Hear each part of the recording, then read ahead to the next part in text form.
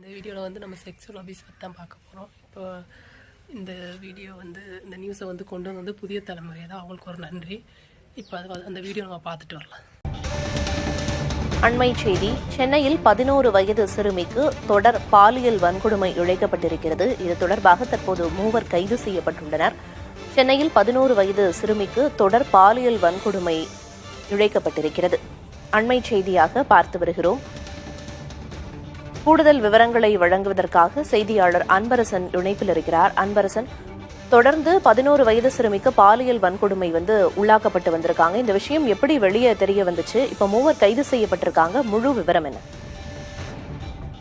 சென்னையில் 11 வயது சிறுமியை பாலியல் வன்கொடுமை செய்ததாக சிறுமியின் பெரியப்பா மகன், அதே போன்று பக்கத்து வீட்டு சிறுவன், அதே தெருவில் டெய்லர் கடை வைத்திருக்கும் ஒரு முதியவர் என 3 நபர்கள் தற்போது கைது செய்யப்பட்டிருக்கிறார்கள். குறிப்பாக சென்னை வில்லிவாக்கம் காவல் நிலைய எல்லைக்குட்பட்ட பகுதியில் ஒரு தம்பதியினருக்கு வகுப்பு படிக்கும் ஒரு மகள் ஒருவர் இருந்து வருகிறார். இந்த நிலையில் நேற்று அவரது சித்தி வீட்டிற்கு சென்ற போது தனது வயிறு வலிப்பதாக கூறியிருக்கிறார். இதனையடுத்து அவரது சித்தி எதற்காக வயிறு வலிக்கிறது என கேட்டபோது இவர் தொடர்ச்சியாக தன்னை பாலியல் வன்கொடுமை செய்து வந்ததாக கூறியிருக்கிறார். இதனையடுத்து வில்லிவாக்கம் காவல் நிலையத்தில் புகார் அளிக்க வில்லிவாக்கம் அனைத்து மகளிர் போலீசார் சிறுமியை அழைத்து விசாரணை மேற்கொண்ட போது சிறுமியின் பெரியப்பாவின் மகன், அதே போன்று பக்கத்து வீட்டு சிறுவன், அதே பகுதியில் டெய்லர் கடை வைத்திருக்கும் குமார் என்ற நபர் ஆகிய 3 நபர்கள் சிறுமியை தொடர்ச்சியாக பாலியல் வன்கொடுமை செய்தது தெரிய வந்தது.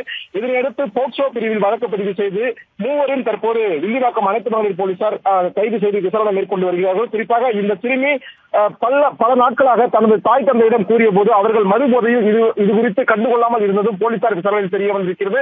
இவர்கள் மட்டும்தான் சிறுமியை பாலியல் வன்கொடுமை செய்தனரா அல்லது வேறு ஏதேனும் மற்ற நபர்கள் சிறுமியை பாலியல் வன்கொடுமை செய்தனரா என்பது குறித்து தற்போது வில்லிவாக்கம் அனைத்து மகளிர் போலீசார் தற்போது விசாரணை ஈடுபட்டு வருகிறார்கள். வணக்கம். இந்த பதிவில் நம்ம என்ன பார்க்க போறோம்னா, இப்போ 2 நாளைக்கு முன்னாடி சென்னையில் ஒரு 11 வயசு பிள்ளை பாலியல் வன்கொடுமை பண்ணிட்டாங்கன்னு சொல்லிட்டு அவங்க பெரியப்பா வீட்டு பக்கத்து ஆளு, அப்புறம் இன்னொரு 2 பேர் 3 பேர் சேர்ந்து பாலியல் வன்கொடுமை பண்ணிட்டாங்கன்னு சொல்லிட்டு அவங்கள கைது பண்ணியிருக்காங்க. ஆனால் இப்படி கைது பண்ணிட்டே இருந்தால் அதோட இது என்ன? சும்மா கைது பண்ணி சும்மா ஜெயிலில் போட்டால் போதுமா? அதோட இது என்ன? இப்போ 2 மாதத்துக்கு முன்னாடி ஒரு பூச்சேரியில் ஒரு பொண்ணு, அதுக்கடுத்து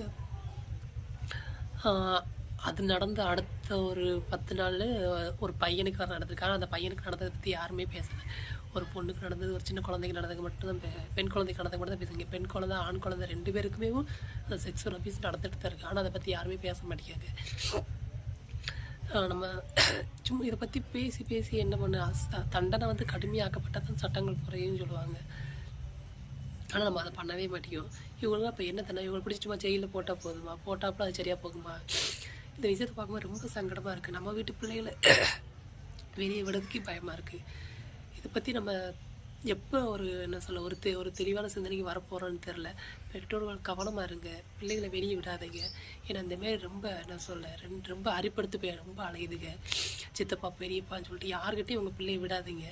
ஃபஸ்ட்டு அதை பிள்ளை யார்ட்டையும் விடாமல் ஃபஸ்ட்டு அதை நல்லா அவங்கள சேஃபாக பார்த்துக்கோங்க. நம்ம 1000 விஷயங்கள் உலகத்தில் நடந்துகிட்ருக்கு. நம்ம சொல்லலாம், இவன் அண்ணன் தம்பி தான், சித்தப்பா தான், பெரியப்பா தான், இவங்களாம் நமக்கு இந்த பிள்ளைக்கு எது ஆபத்து வராது வைக்காது நம்ம நினச்சிட்ருக்கலாம். ஆனால் அப்படி எதுவுமே கிடையாது. யாரால் எப்போ என்ன ஆபத்து வரும்னு சொல்லவே முடியாது.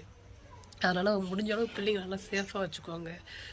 இப்போ இவங்களை பிடிச்சி இப்போ ஜெயிலில் போட்டாப்புல அது மாறிடுமான்னு கேட்டால் மாறாது. அதுக்கு சரியான தண்டனை கிடைக்கணும். ஆனால் சட்டங்கள் ஏன் இப்படி கடுமையாக்கப்பட மாட்டேங்காங்கன்னு எனக்கும் தெரியல.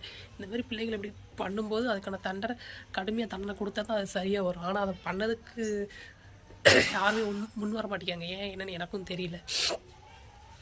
அதனால் பெற்றோர்களே கொஞ்சம் கவனமாக இருங்க. பிள்ளைங்களை முதல்ல வெளியே விடுறதை பற்றி பிரச்சனை கிடையாது. நீ அவங்கள்ட்ட இந்த பிள்ளைங்கிட்ட சொல்லுங்கள், யாரும் உங்களை தப்பாக எதுவும் தொடர்ந்தபடிக்கு செய்தபடிக்கு யார்ட்டையும் போகாத வைக்காத கூடாது. அவங்கள்ட்ட சொல்லி புரிய வைங்க. யார் எது முட்டாய் தீன்மண்டை எதுவும் கொடுத்தாலும் வாங்க வேண்டாம்னு சொல்லுங்கள். அந்தமாரி சில அறிவுரைகளை பிள்ளைகள் கொடுத்து அது மூலிமா அவங்களுக்கு கொஞ்சம் ஒரு விழிப்புணர்வை கொடுங்க. பேசிக்கிட்டு தான் இருக்கும் இதை பற்றி. இருந்தாலும் அவங்க அந்த அரிப்படுத்தவங்களுக்கு அந்த இது பண்ணுறவங்க நம்ம ஒன்றும் மாற்ற முடியாது. அதனால் முடிஞ்ச அளவு நம்ம எந்த அளவுக்கு நம்ம பிள்ளைகளை பத்திரமா பார்த்துக்கணும், சேஃபாக பார்த்துக்கணும்னு சொல்லிட்டு நம்ம தான் ஒரு முடிவு எடுக்கணும். வேறு என்ன அதனால் பெற்றோர்களே கொஞ்சம் கவனமாக இருங்க. பிள்ளைங்களை கொஞ்சம் பாதுகாப்பாக பார்த்துக்கோங்க. முடிஞ்ச அளவு எந்த அளவுக்கு அந்த பிள்ளைகளை கொஞ்சம் நீங்கள் ப்ரொடெக்ட் பண்ண முடியுமோ அந்தளவுக்கு ப்ரொடெக்ட் பண்ணி வச்சுக்கோங்க. ஏன்னா இந்த உலகத்தில் எப்போ என்ன எப்போ எப்படி நடக்கும் நம்மளால் சொல்ல முடியாது, மாற்ற முடியாது. எங்கே எப்படி இருப்பாங்க, எப்படி இது பண்ணுவாங்க நமக்கு தெரியாது. அதனால் எந்த அளவுக்கு முடியுமோ அந்த அளவுக்கு பிள்ளைகளை வந்து சேஃபாக, இது ஆண் பிள்ளைகள் பெண் பிள்ளைகள் எல்லா பிள்ளைகளுக்கும் 2 பேருக்குமே சேர்ந்து தான் சொல்கிறேன். அதனால் பெற்றோர்களே கொஞ்சம் கவனமாக இருங்க, பிள்ளைகளை சேஃபாக பார்த்துக்கோங்க. தேங்க்யூ.